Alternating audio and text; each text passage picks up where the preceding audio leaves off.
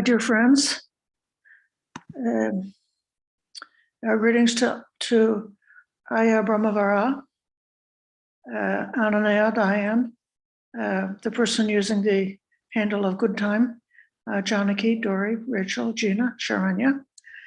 Today's sutta is the Anenjasappaya Sutta, which is number 105 in the middle length discourses. The overall theme of this sutta is ways that insight arising from a reflection on the basic themes of the Dhamma, that insight can lead to tranquility. We more often see it written and explained how tranquility opens the space for insight to arise, but this is showing in the other direction.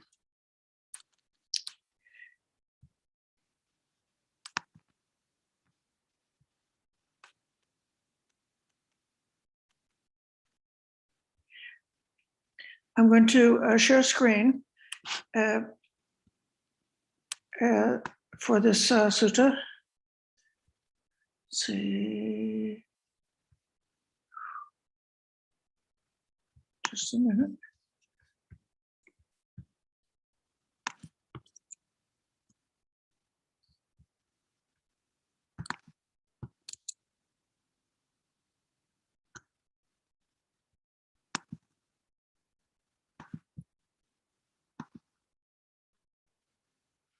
And we can go right into the sutta, number 105, in the middle length discourses.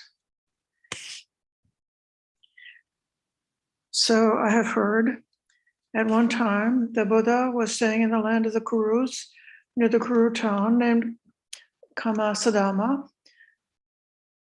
There, the Buddha addressed the mendicants. He said, "Mendicants," they said, "Venerable Sir." And the Buddha said, "Mendicants, sensual pleasures are impermanent, hollow, false, and deceptive, made by illusion, cooed over by fools. Sensual pleasures in this life and in lives to come, sensual perceptions in this life and in lives to come, both of these are Mara's domain, Mara's realm, Mara's territory. They conduce to bad, unskillful qualities such as desire, ill will, and aggression, and they create an obstacle for a noble disciple training here."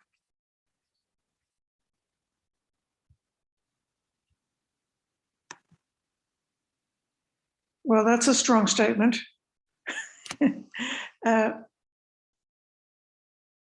Because this sutta speaks about some of the realms of existence in Buddhist cosmology, mentioning the possibility of being reborn in the realm of nothingness or reborn in the realm of neither perception nor non-perception, and so on like that. It occurred to me that we should not gloss over. The mind just doesn't want to face how serious the problem is about sensuality and sensual pleasure, kama. But in actuality, under the Buddha's system, the four jhanas and the four jhanas, or possibly the first three jhanas, are considered to be the fine material states which lead to rebirth in the Brahma realm. And the immaterial states, the immaterial attainments, or you could say possibly also the fourth jhana, are considered to be imperturbable states that are unshakable, which can lead to a rebirth in an imperturbable realm, a realm of existence that's not shaken. But as long as, however many minutes in the day, we are not practicing jhana, not in jhana, then we are living in the world of kama. We're living in the world of sensuality, the world of sensual pleasure. So it's quite, serious. Entering the first jhana, they say that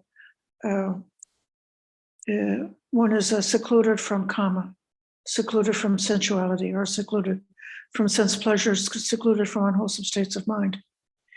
And so I just wanted to take a few minutes to develop this idea about how pervasive sensuality is, even if we're good.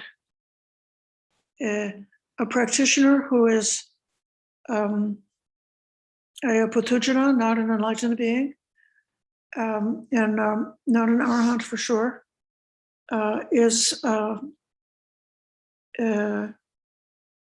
lives a life where the tendency of the mind towards sensuality can be restrained and contained.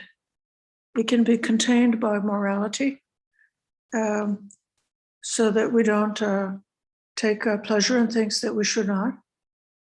And it can be constrained by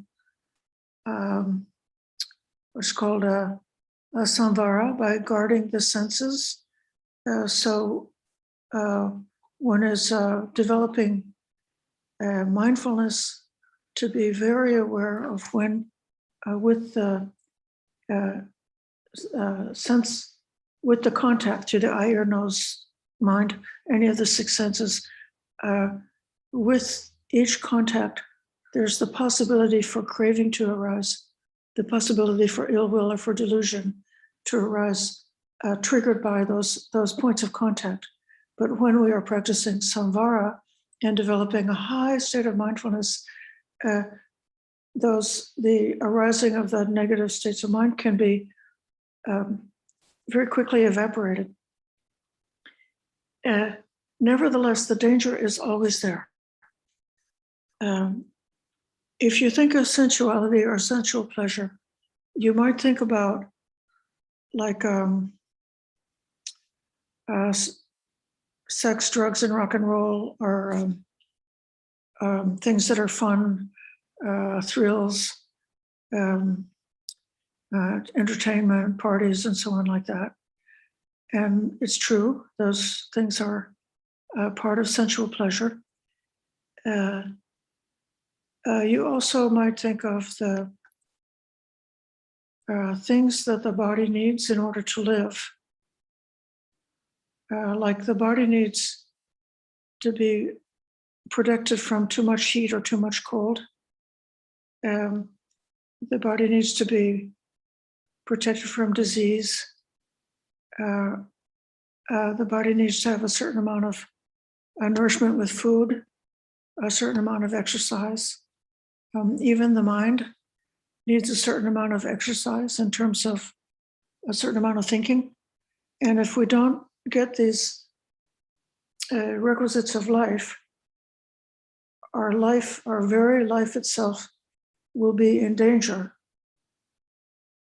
And when this life is in danger, then fear and aversion and arousal comes out very strongly. And a normal being, a being who's sane and healthy, in the normal case would want to go to take care of that, to eliminate the danger.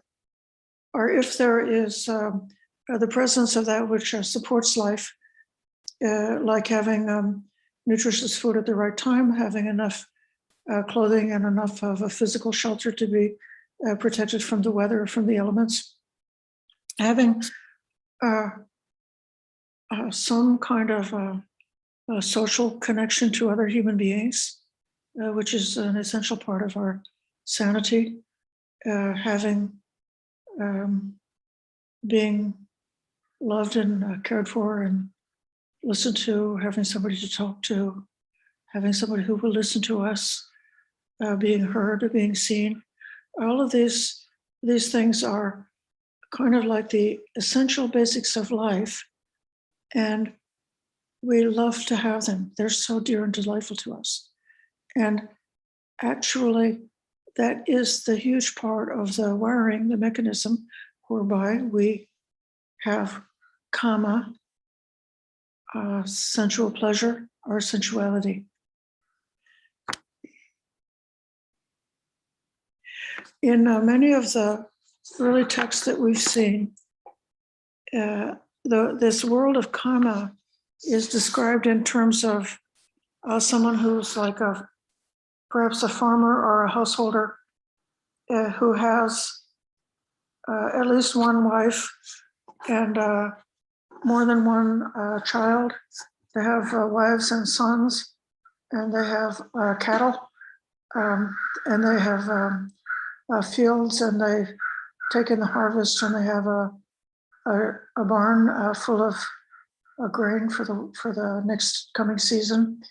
And so then this standard of material wealth that provides a certain amount of a defense against disaster, that's eliminating the risk of our life being cut short and destroyed because of disaster, is part of sensuality. So this first part, the Buddha, as the preamble to gaining the imperturbable, he's pointing out the dangers in sensuality. He's pointing out that desire, ill will, and aggression are the natural concomitants of sensuality. And that these are obstacles to cultivating the mind or to obtaining liberation. I'm going to stop for a minute here and ask if anybody has a comment or a question about the risk of sensuality.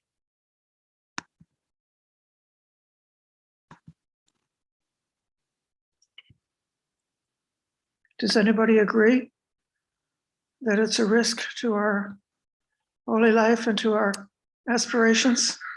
Say yes if you agree. Yeah. Ayya. Rachel, my bandwidth is low, so I'm having some problem. But what is confusing to me is you identified a number of things that are necessary for survival, which is within the existence of sensual experiences. And if it's essential to our survival, then what are the dangers there? I'm not clear on that. Okay, thank you. That's a great question. And that's exactly the question that one should have, because these states are natural and normal for a human being. And the reason why nature has given us these tendencies, I should say these psychological tendencies, is because the psychology is supporting what we need as the human beings, what we need in order to continue our existence. So like from a Darwin perspective, I suppose it's possible that you could have beings that would protect themselves from danger and that would do all of the work and engage all of the creativity they need to secure the physical necessities for survival, and then including the social necessities for survival, and they would do all this without being like mentally engaged. But the fact is that we are mentally engaged. As you go through the sutta, I hope you can see that the Buddha is suggesting that there can be a kind of a separation from this, where we still are able to experience being fully human, but welcoming, clinging, and justifying of these states is kind of like broken, where we see both the pleasure and the danger in these states, as necessary as they are. We can be aware of the danger. That's the danger of greed, the danger of aggression, the danger of delusion.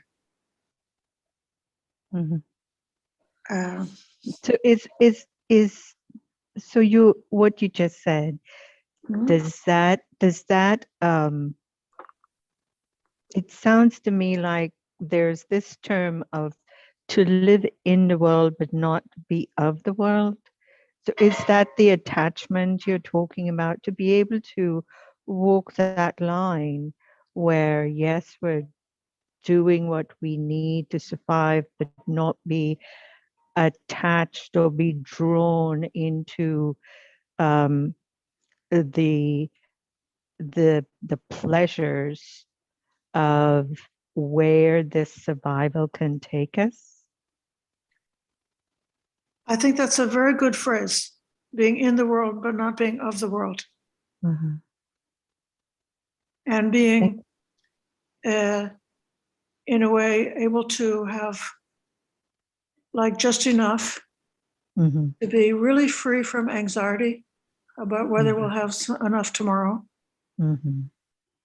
and to be free from, the impulse to try to get more and more, free from, taking things in an addictive way, free from uh, arising of all kinds of negative states that can be associated with obtaining and keeping the necessities of life. So living fully in each present, each moment. Yeah. I think Diana's going to help us here. Thank you. No, I'm not an answer to that. It's just I want to understand this. It seems like it's about boundaries in a certain way, because you can say, yes, we need, okay, a certain amount of food to survive, but then each person, they have the idea of what kind of food that should be. And so if you're the foodie type, that's like a really high level, or the same with like clothing, like how many pairs of shoes do you really need? And everybody has a different standard. In our culture today is so,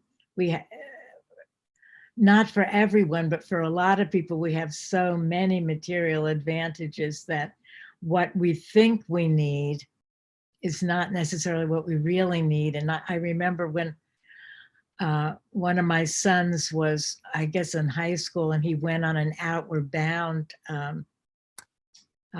thing for the summer, a few weeks, and he came back, and he said one of the things he learned was that you don't need as much as you think you need, and I thought that was pretty insightful, and that's for a young kid, and that's always stuck with me. And I think that's the question today, like how much do we need? And I think that's the danger. Yeah. Because that's the danger, I guess. Thank you. Let's go on.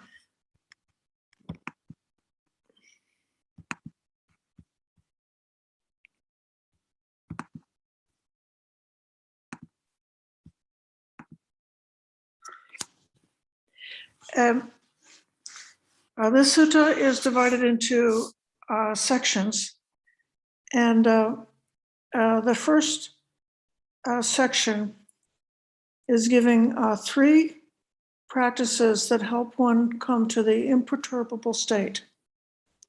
This is the Ananja state. I said already that the imperturbable state is associated with the 4th jhana. So in the 1st jhana, we have seclusion from sensuality, and we have joy and bliss associated with seclusion. Then in the 2nd jhana, and we have applied thought and sustained thought, and then the applied thought and sustained thought drops away, and then the bliss drops away, and then the pleasure drops away, and one becomes has the happiness of tranquility, and then the happiness drops away, and in the 4th jhana, a person has lost interest in pleasure and pain, and they've lost interest in joy and grief, which is mental pleasure and mental pain.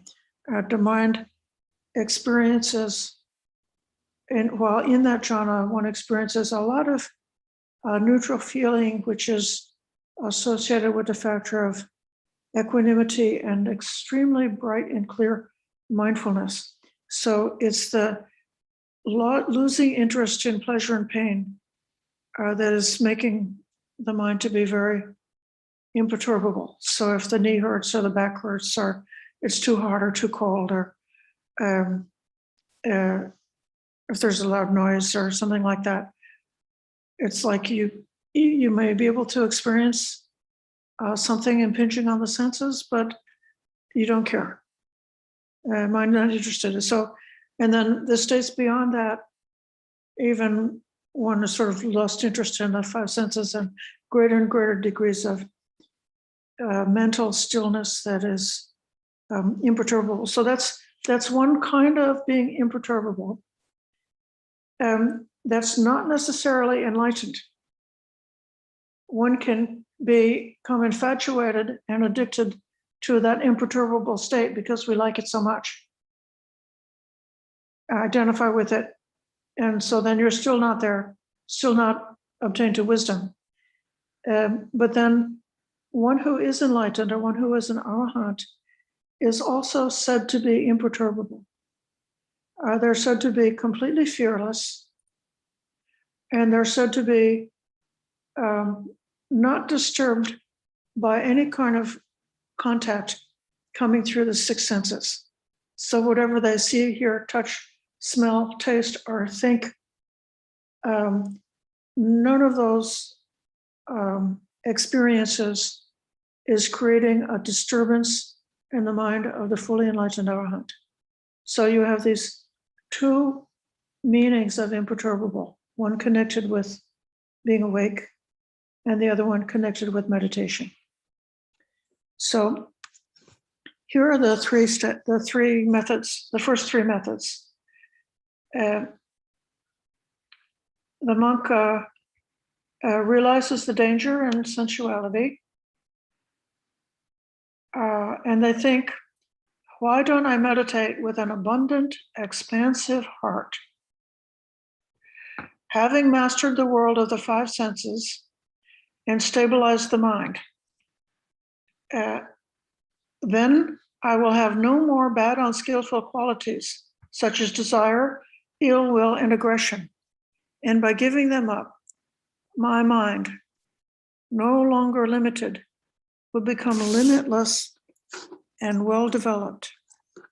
Practicing this way and meditating on it often, their mind becomes confident in this dimension. The word that's translated here as confident is the Pali pasidati, and we can associate that word with our dear friend Ajahn Pasano up at the Abhayagiri Forest Monastery. Pasano, pasidati, all of these have the meaning of being clear, bright. It's kind of a happy, clear, bright, calm, and confident state of mind. So the mind becomes confident in this dimension. Being confident they either attain the imperturbable now, that's the meditation state, or they are freed by wisdom. When their body breaks up after death, it's possible that the consciousness headed that way will be reborn in the imperturbable way. This is said to be the first practice suitable for obtaining the imperturbable.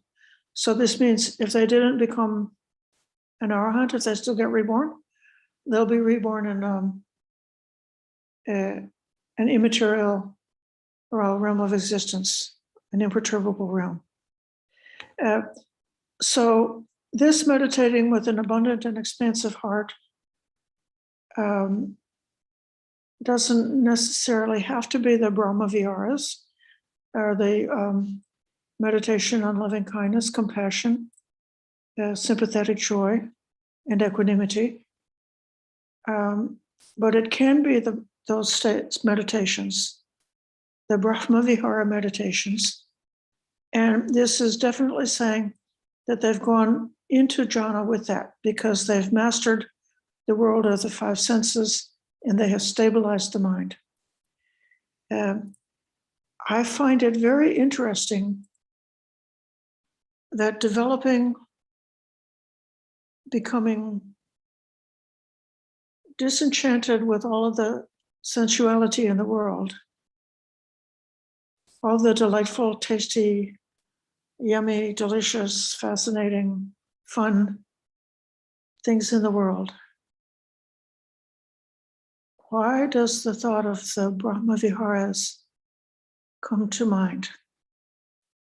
And I think it comes to mind because with insight, we see the danger and the degradation associated with the world going around and around and around, trying to get more and more, trying to protect life, falling into all kinds of excesses, dangers, aggressions, delusions, foolish behavior, self-destructive behavior, all of the dangerous and harmful things that people do for pleasure, and all of the dangerous and harmful things do for their deluded perceptions about what they need for survival.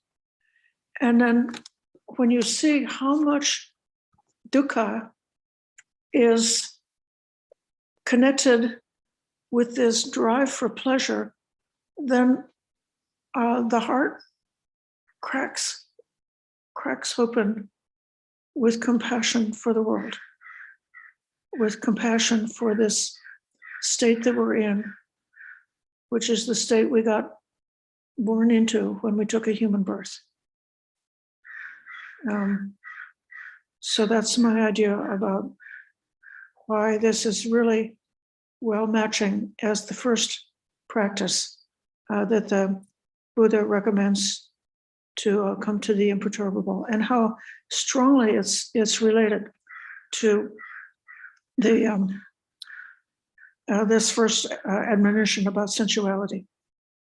I think I'll go through these first three practices, and then we'll stop again for discussion.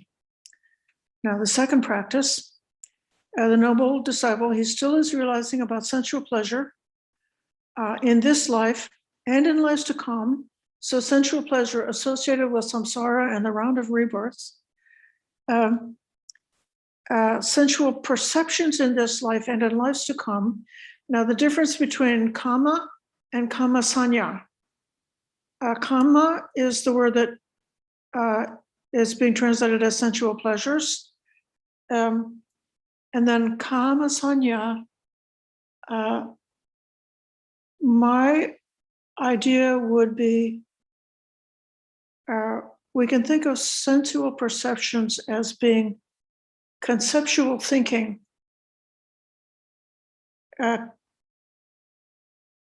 conceptual proliferation that's arising out of the drive for sensual pleasure.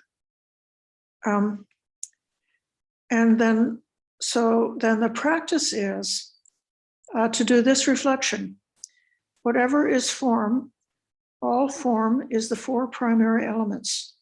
Our form derived from the four primary elements. Practicing in this way and meditating on it often, their mind becomes confident in this dimension. Being confident, they either obtain the imperturbable now or are freed by wisdom. When their body breaks up after death, it's possible that the consciousness headed that way will be reborn in the imperturbable. This is the second way of practice suitable for attaining the imperturbable. For those who came to the morning reflection that we had here, I gave a guided meditation on the four primary elements with the idea that after having done this reflection and reduced our experience of the things of our own body, the body of others, and other material things, breaking them down into elements and seeing the elements as just being elements, so that the water element in a delicious cup of chai tea with honey and milk is the same as the water element in the water in the toilet bowl. It's just water element. And so then the attraction and aversion gets washed away. Even in the discussion, even seeing some really attractive, nice looking and nice person that one has met and started to date or become interested in, that just reflecting on that person's body in terms of the elements can create an opening, like it creates a gap for wisdom to also be present, so one doesn't just become carried away with attraction. And then the third contemplation. Furthermore, a noble disciple reflects thus: sensual pleasures in this life and lives to come, sensual perceptions in this life and in lives to come, forms in this life and in lives to come, perception of forms in this life and in lives to come. So your body, and all the concepts you have about your body, the perceptions about your body, both of those things, all of these are impermanent. What's impermanent is not worth approving, welcoming, or clinging to. Practicing in this way and meditating on it often, their mind becomes confident in this dimension. Being confident, they attain the imperturbable now, are freed by wisdom. When their body breaks up after death, it's possible that consciousness headed that way will be reborn in the imperturbable.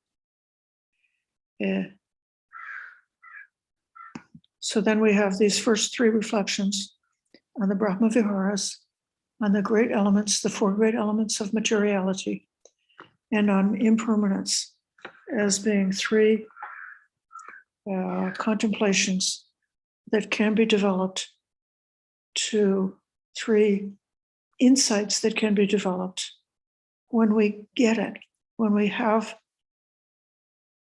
not just at the conceptual level or the catechism level, but when we really have the insight that we can see directly and intuitively these three contemplations, then we will start to be calm. And we have the possibility of obtaining jhana meditation if we want to, or attaining some other kinds of concentrated meditation if we want to, or obtaining a rebirth in the realm of the imperturbable. I'm going to pause now and see if there are any questions, or if anybody can comment how, because I know you've been practicing like this with these three meditations. So how do these insights help us to calm down and be able to come to stillness in meditation? Your questions or your report? I'm happy to hear either one.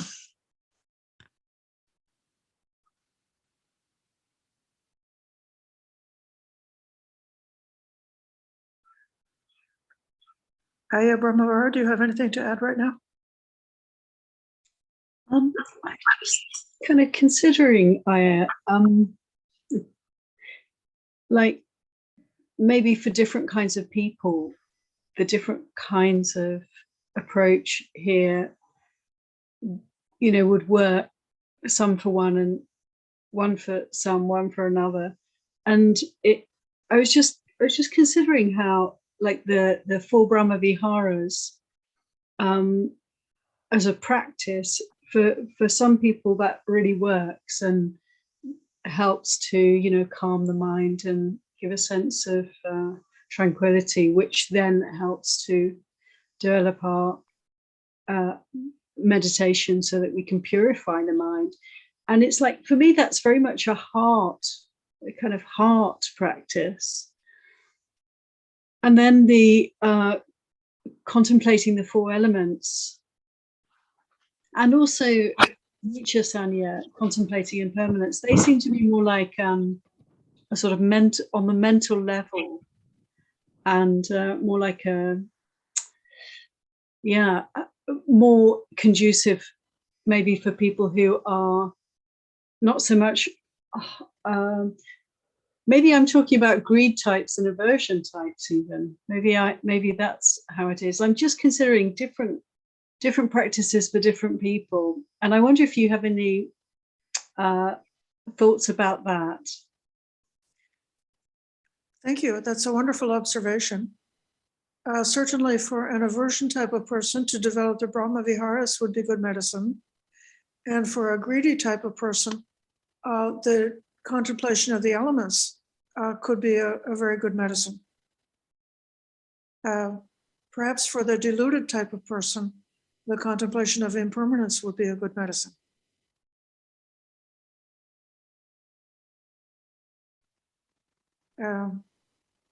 Dory. So I can tell maybe a funny story and relate it to what we're discussing. It seems like this kind of deluded, caught up mind, at least for me, is the standard mind. That's the normal mind that I walk around in, and I'm doing things. And the story is this. My mother recently moved up from South Florida near me, and she's in a rental community for seniors. There's a nice little apartment there. And I was at her house last Saturday, and we were watching football or doing something. And there's this knock on the door. So I go to answer the door, and I look out the peephole, and I see this man there. And I say, "Who are you?" And I don't hear anything. And says, "Who are you again?" And I hear something, and I can't quite make it out. And I'm saying, "Look, I'm not going to open the door until you identify yourself." And my mom comes up to the door too, and she's looking, and she can't tell who it is, but the guy's still standing there out the door. So my mom says she wants to open the door, and I said, "Well, wait. So I go to her closet. This is terrible. And I pick up a broom, and I pick up a can of soup. And I think, if she opens the door and that person comes in, I'm going to clock this person with a can of soup or hit him with a broom." Right? Well, I know.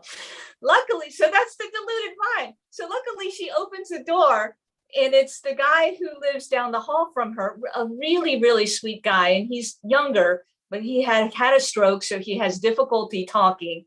And he had come to wish my mom a happy birthday. Uh-huh. So that was so sweet. And then, after he left, my mom and I laughed about it, and I decided, well, next time something like that happens, of course, I want to try and do a little. I don't want to be stupid and just open the door all the time. But that idea of picking up a can of soup and picking up a stick, no, no, no, no, no. I mean, that's completely out of line with this teaching.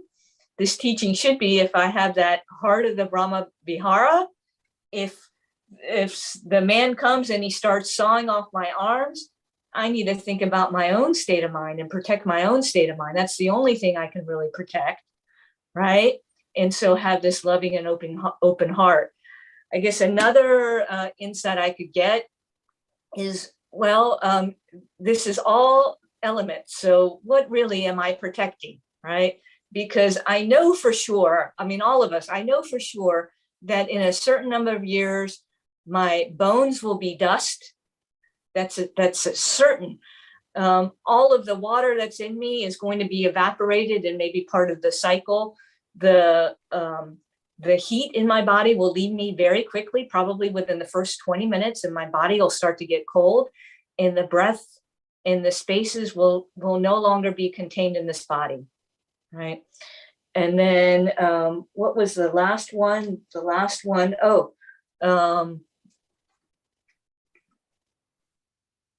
what was it? The pleasures, that everything that I've done, the fun that I've had, I mean, it's done. It's done. There's got to be more to life than that. So anyway, so I was deeply embarrassed looking back afterwards, although I know it's completely natural. But yes, I had picked up that soup and that broom, and in that moment, I mean, who knows? So. Let's go back to the sutta. Thank you for that wonderful comment. You're I was just thinking of the earth element in the broom encountering the earth element of your adversary's head. Ayya, can I share a resource? I took a 12-week course, a Satipatthana course with Bhikkhu Analayo, and on YouTube, he conducts this meditation about the body and the elements. It's a beautiful, beautiful meditation that he guides folks through. And I'd just like to share that as a resource for folks who would like to explore what you share. Thank you. I was just corresponding briefly with Analayo, and he is such a wonderful monk, a lovely teacher. And Yes. his guided meditations, his meditation instruction is both clear, reliable, and effective. So he's one of the better teachers that we know about, especially in his age bracket. So I'm going to go back and continue on this sutta.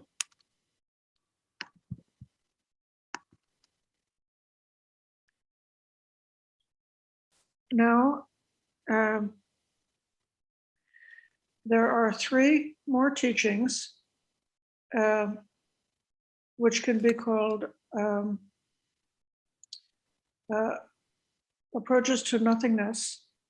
And so these are approaching or entering into the immaterial meditation. Now, immaterial meditation is something that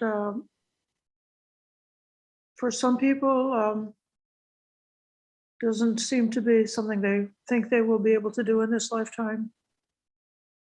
And we don't necessarily think that the immaterial meditation is a necessity for wisdom or a necessity for awakening. But I don't want you to be discouraged in this section, but instead realize that what the Buddha is doing is he's setting up this deep and sublime state, which is almost like Nibbana in this lifetime, and showing you how this state is not yet Nibbana if your mind is still clinging to it. But one can go step by step, just appreciating and enjoying the stillness in the mind and seeking for states of stillness. And there is a interplay between the shamatha and the vipassana, between the stillness of the mind and wisdom, going in both directions. Wisdom can support more and more stillness. Stillness can support more and more wisdom. It can.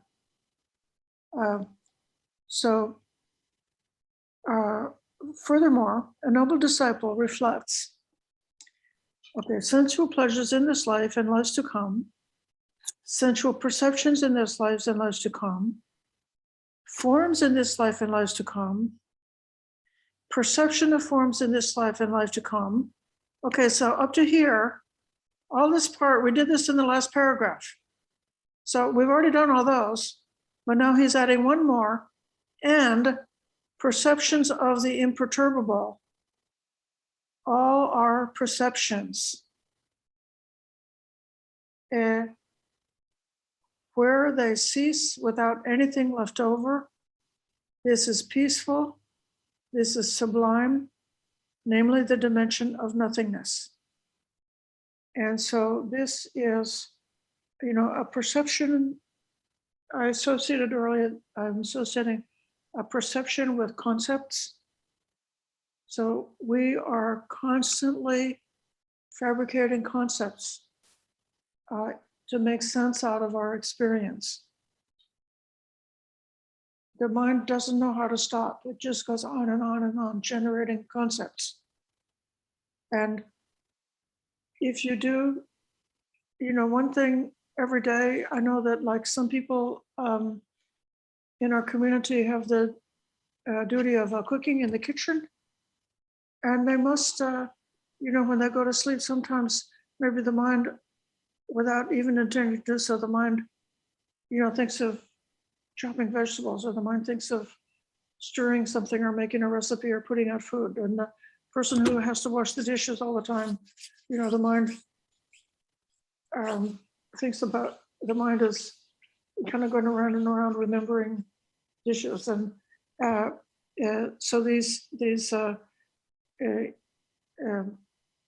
memories and ideas and how we classify things, how we know, this is good food, this is bad food, this is food, and that's not food. This is a clean dish, that's a dirty dish. The mind, we can't stop with perceptions. And so this is where in meditation, one becomes willing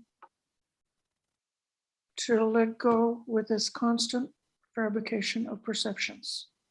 One becomes willing, just within a meditation, to let it stop.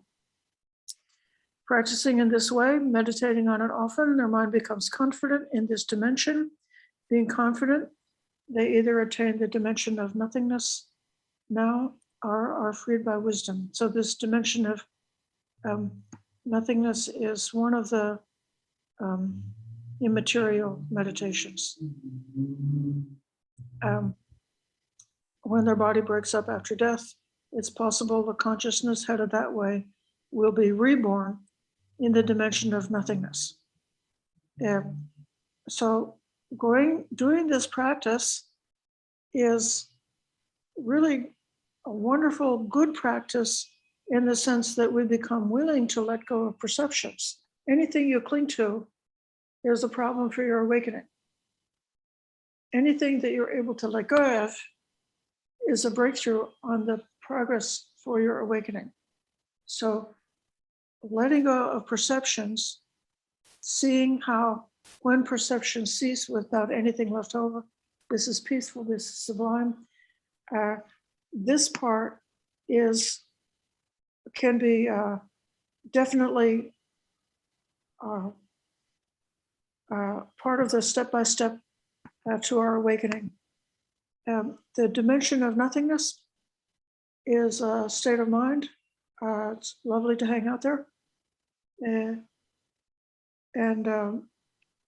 You'll see as we go on later that it's no good if you're clinging to that state. I'm going to go on. There's two more. There's a set of three here about the dimension of nothingness. These are 3 more contemplations that are suggested. So up here, the contemplation about cessation of perceptions, okay? The next one is about emptiness. Furthermore, a noble disciple has gone to a wilderness or to the root of a tree, to an empty hut, and reflects like this. This is empty of self, or what belongs to a self. Practicing in this way, meditating on it, often their mind becomes confident in this dimension. Being confident, they attain that dimension of nothingness or are freed by wisdom. This is one of the ways of waking up, is awakening by way of wisdom. And when their body breaks up, it's possible to be reborn in the dimension of nothingness. I have a footnote down here. There's 2 other suttas about this that one could read. It's 121 and 122, which is repeating the same idea that giving attention to emptiness leads to imperturbability.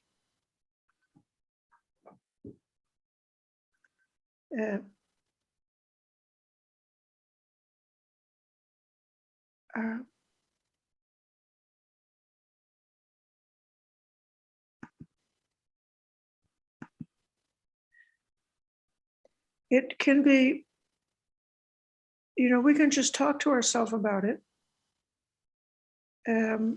saying, this is empty of self. It's sort of like feeding the catechism to ourselves, to our own mind about this, or investigating, like doing the experiment, like going through the 5 aggregates, saying, where's the self? Is the feeling the self? Is the volitions the self? Is the perception the self? And you can't, no matter how much you make investigations, you can't really find the self anywhere. Or it could be that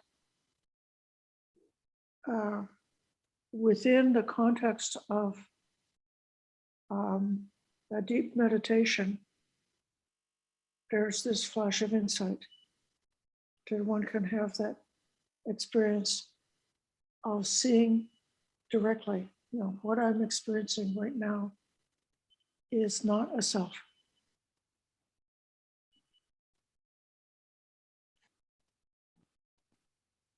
And then the third reflection that's given in this section, furthermore, a noble disciple reflects, I don't belong to anyone anywhere, and nothing belongs to me anywhere. Practicing in this way and meditating on it, their mind becomes confident in this dimension.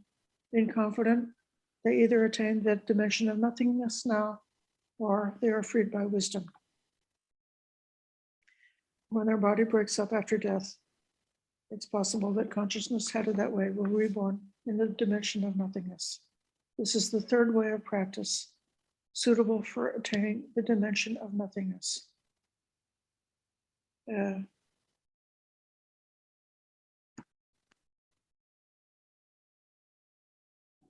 How the perception of possession kicks in, and how one can experience such a relief and such liberation when it didn't kick in.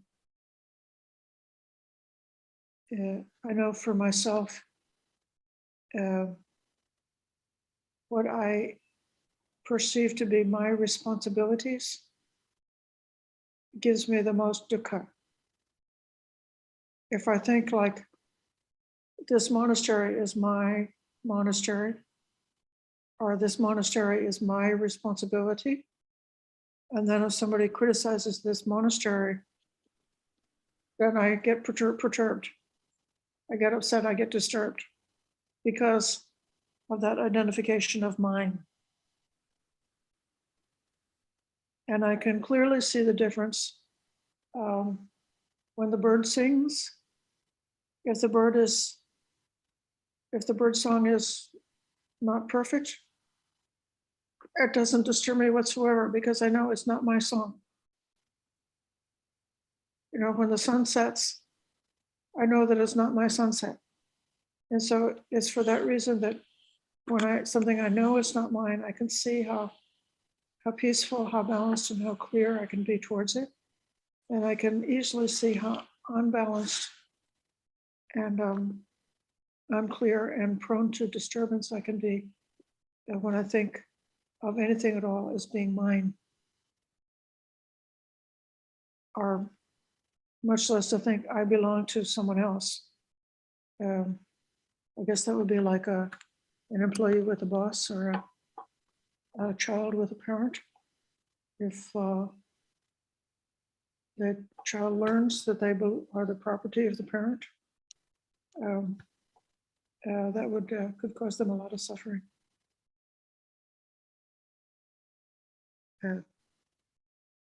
So now I'll pause again.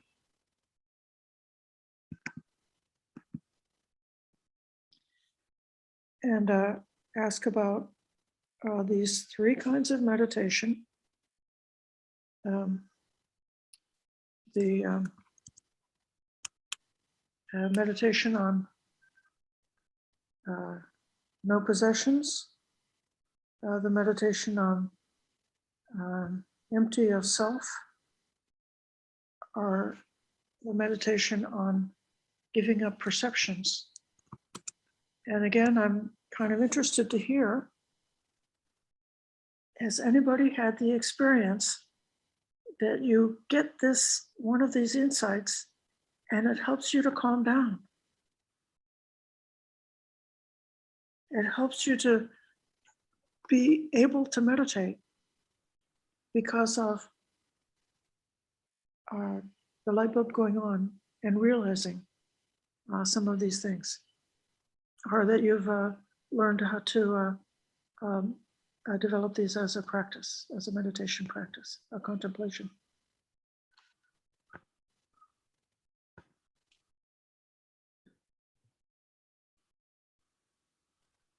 Diana. I don't know. I've never thought of it this way, that these insights help me to meditate more calmly. I more look at the insights allow me to live my life more calmly. That's kind of what I mean. I can see over the years that, because I've meditated for decades, that I don't have the hindrances arising as much, or, you know, I mean, I can sit and be right there more aware than, you know, in the beginning, and not, but yeah, I think I look at it more like, how is this affecting my life, you know, when you know. And a lot of it, for me, the doorway was the impermanence, seeing that everything's impermanent. Mm-hmm. And then the other thing is a lot of practice of the Brahmaviharas. But my also experiences, I was thinking about this, like even this morning, I don't know that I have the insight when I'm in the meditation. It's when I stop meditating and I get up, and then something occurs to me. But it's not like when I'm meditating, I'm not thinking, oh, everything is changing, nothing lasts. But that's what I realized when I stopped meditating.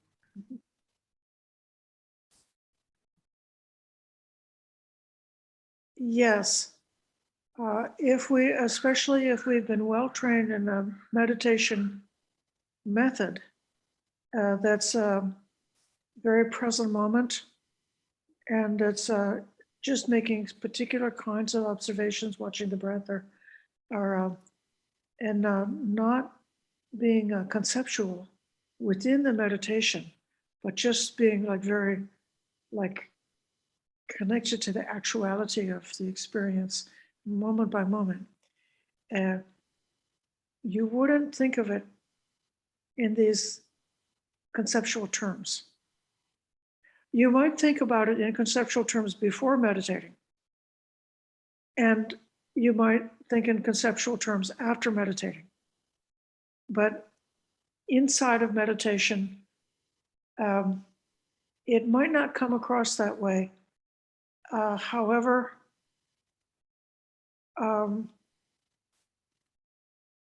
I believe that the insights arise in meditation, but you can't express them in words.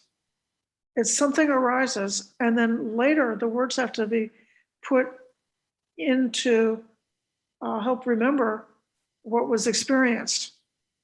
But actually there was an insight, and if we didn't have any language at all, there would still be an insight. Oh, yes. I guess, yeah, that's clear. I guess that is what happens to me, because you're not thinking in meditation. So then when you get out, then you put it into words, concepts. Yeah. Thank you for that. That's good. Yeah. Yes, thank you for that. That was really good.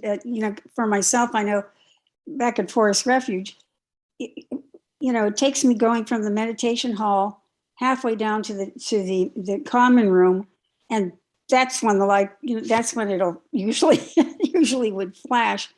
But that is a really, I'm really glad you mentioned this. That's a very good thing to contemplate, that the insight has happened, and that it's the language that we can't put words to that. And then finally it will come out as you're like walking somewhere or doing a task. Thank you for that. Regina. I'm not sure if this experience that I might be able to describe is anything that your question was asking for. To me, it seems like there can be something going on. And when I sit down in meditation, I realize more what's maybe disturbing me or something like that. And then it's possible, it doesn't happen all the time, but it's possible that I find a very fine balance between letting it be and,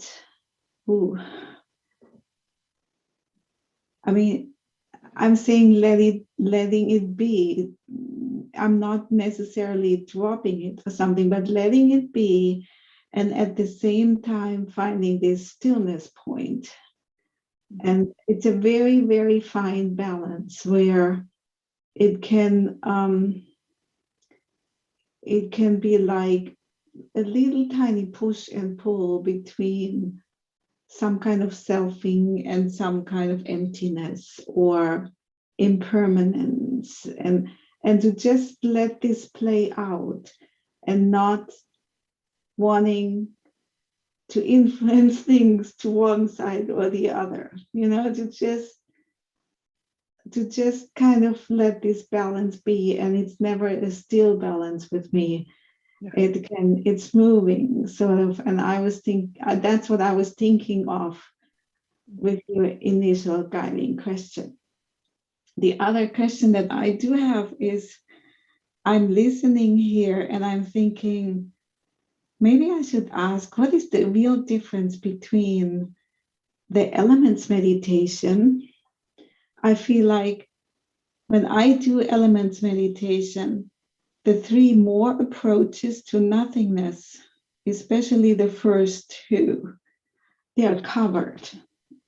And I'm not saying that I'm a pro at meditation and that I go really deep, but I get this feeling that it's all in there already. So maybe you, being a much, much more accomplished meditator than I probably ever will be, can explain sort of where the differences lie or what the difference is for you. Well, what you mentioned at the beginning about having this attitude of let it be, this very still, gentle attitude towards the difficulties that arise, that was very well stated. And I think that's a very proper attitude to hold in meditation. As far as the elements meditation, until I read this sutta, I more frequently thought of the elements meditation is being directly related to non-self, to being empty of self, because you see that the earth element in my teeth and the earth element and the mountain is the same earth element, and the earth element doesn't belong to me. I don't belong to the earth element. The earth element is not myself. And so it's a very uplifting and direct way to experience non-self. But in this particular sutta, they were seem to be describing it in a more in a slightly different way, as being a counter medicine against sensual desire.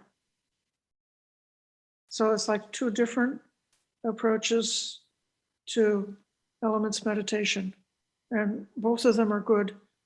Elements meditation with this going very easily to non-self is given in many places in the suttas.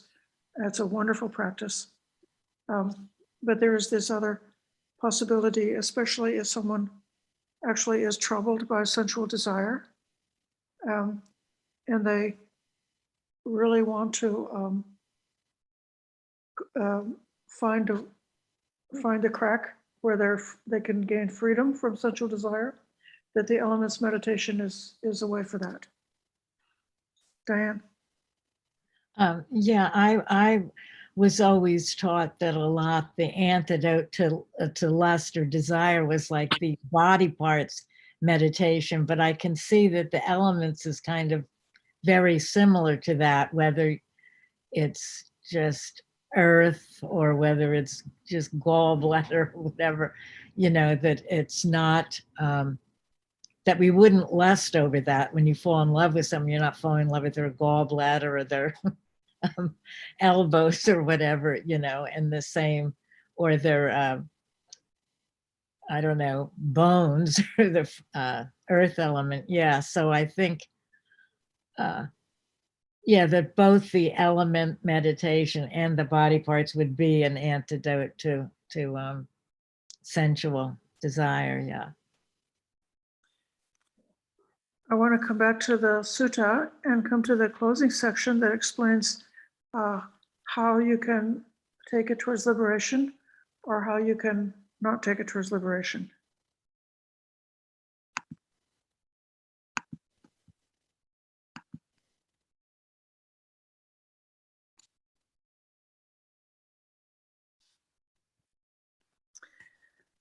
Furthermore, a noble disciple reflects sensual pleasures in this life and in lives to come, sensual perceptions in this life and in lives to come. Oh, there should be forms in this life and lives to come, perception of forms in this life, lives to come, perceptions of the imperturbable, and perception of the dimension of nothingness, all perceptions where they cease without anything left over, that is peaceful, that is sublime, namely the perception of the dimension of neither perception nor non-perception. This is an even higher realm within these immaterial attainments. Practicing in this way, meditating like that, the mind becomes confident in this dimension. Being confident, they either attain the dimension of neither perception nor non-perception now, or they are freed by wisdom. This is the pattern we're seeing. You can attain this dimension, and when the body breaks up after death, it's possible that consciousness will be reborn in that dimension. Here, the dimension of neither perception nor non-perception. This is the way of practice for attaining that dimension. So I suppose if somebody was really interested in doing the immaterial attainments, you could look to this as a guidance for doing the successive stages of that series of meditative attainments. Now, Venerable Ananda said to the Buddha, "Sir, take a mendicant who practices like this. It might not be mine. It will not be mine. I am giving up what exists, what has come to be. In this way, they gain equanimity. Would that mendicant become extinguished? That's parinibbana. Would they become fully awakened or not? And the Buddha replies, a certain monk might and another might not. And what is the reason whereby one might and another might not? The mendicant who practices like this, he goes through describing the practice, they gain equanimity, they approve, welcome, and keep clinging to that equanimity. Their consciousness relies on that and grasps it. They're relying, that's a upadana. A mendicant with grasping does not become extinguished. But sir, what is the mendicant grasping? They're grasping the dimension of neither perception nor non-perception. Indeed, the best, and then now it says, indeed, Ananda, if you have to grasp at something, the best thing to grasp at is the dimension of neither perception nor non-perception. This, I think, is kind of a joke, but elsewhere it said that, there's some realms that are still in samsara, but they've got like so many different elements that are elements related to awakening. Like we're still in samsara, but we're 90% there. And so the Buddha is saying that if you got to this realm, there's very little left for you to do to break through. So the Buddha says, take a mendicant who's practicing like this, and he gives a description. This is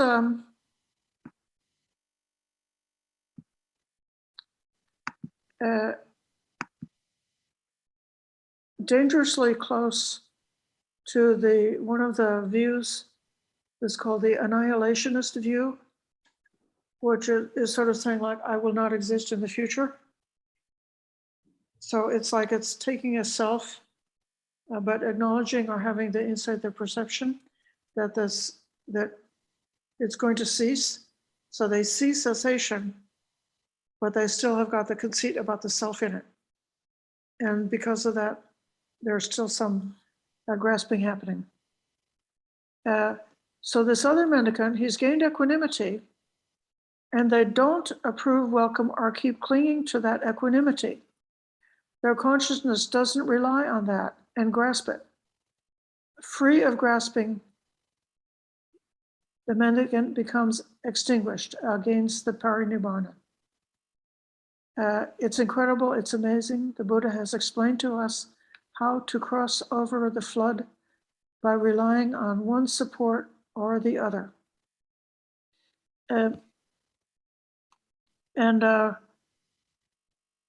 There's a footnote here that you can go to a different source about crossing the flood in dependence on one thing after another. In the gradual training, the Digha Nikaya 16, you can see like the relay chariot sutta is showing the gradual training as being one level dependent on the next, as it goes through the gradual training. And so this is what Ananda is pointing to, that this is a teaching like a series of relay chariots, bringing one ever more closer and closer and closer to being able to jump over to liberation or to awakening, to the parinibbana. Now Ananda asks, what is noble liberation?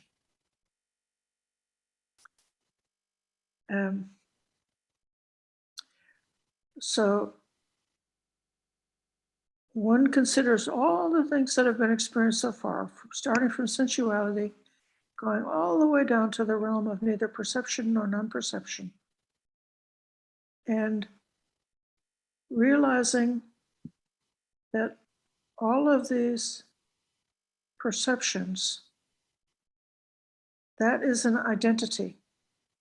That's a sakkaya. A sakkaya ditthi is one of the fetters that's blocking us from awakening. That's an identity. To the extent that there is an identity, and then this, which is without the identity, is deathless, the liberation of the mind through lack of clinging or lack of sustenance, the lack of upadana. So seeing everything that went before in terms of perceptions and so forth, that those were all identities. There was some element of identification there. But when that's gone, that's awakening. Now, Ananda, I have taught the practice conducive to the imperturbable. I have taught the practice conducive to the dimension of nothingness. I have taught the practice conducive to the dimension of neither perception nor non-perception. I have taught the way to cross over the flood by going from one support to the next, the noble liberation. Whatever a teacher should do, seeking the welfare of his disciples out of sympathy for them, that I have done for you. Over there are the roots of trees. Over there, empty dwellings. Practice jhana, Ananda. Don't be heedless. Don't later fall into remorse. That is our message to you all. That is what the Blessed One said. Gratified, Venerable Ananda, delighted in the Blessed One's words. Sadhu, sadhu, sadhu. Ajahn Brahmavara has been so polite and quiet, listening to others.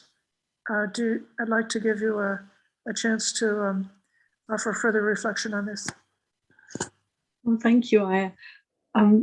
One thing I noticed right at the beginning is how the Buddha gave this teaching to the people of the Kuru people.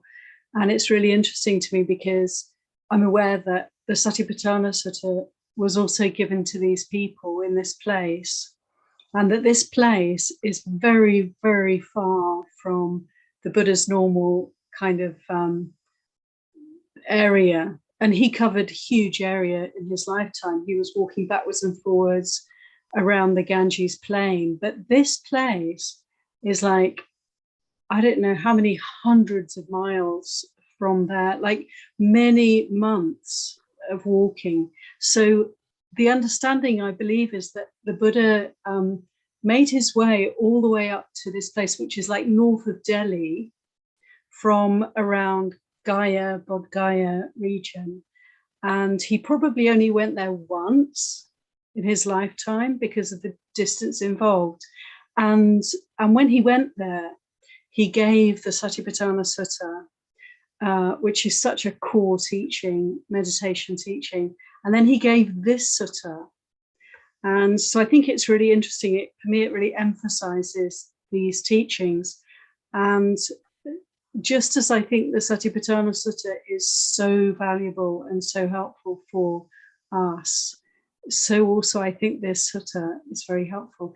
And I get the sense that the people of this place were very open, were very ready to hear the teachings from the Buddha, and that would be why he would have made his way all this distance to actually find them out and teach them. So for me, it gives a real significance to this teaching, and it's a very high, I would say, high teaching. It's like covering all the really most high meditative attainments and encouraging us to develop these. And this is possible for everyone. Thank you very much. I'm aware of the time, and I appreciate not just running on and on.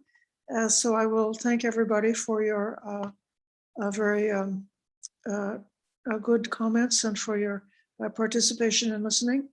And we'll look forward to seeing you all the next time. Thank you, Ayya. Thank you.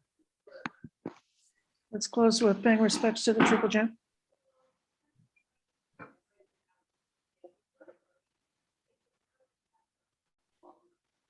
The Lord, the perfectly enlightened and blessed one, I render homage to the Buddha, the blessed one. The teachings so completely explained by him, I bow to the Dhamma.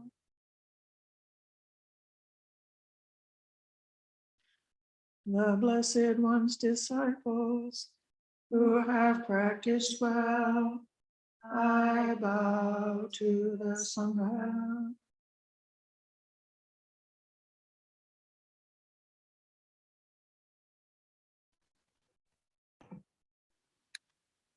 Okay, goodbye.